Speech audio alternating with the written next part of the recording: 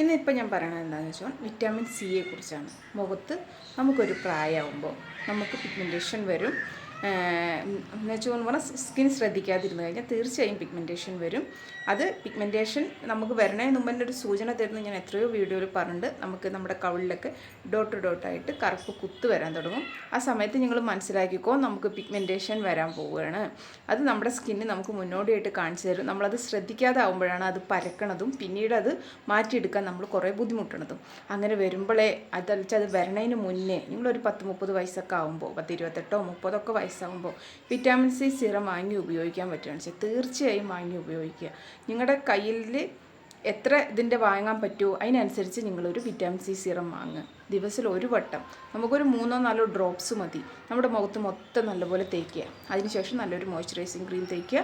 പകല തേക്കണമെന്ന് വെച്ചാൽ പകൽ എങ്ങനെയാണെന്ന് വെച്ചാൽ സൺസ്ക്രീൻ ഉപയോഗിക്കുക. നിങ്ങളുടെ മുഖത്ത് പിഗ്മെൻറ്റേഷൻ വരാതിരിക്കാനും മാറാനും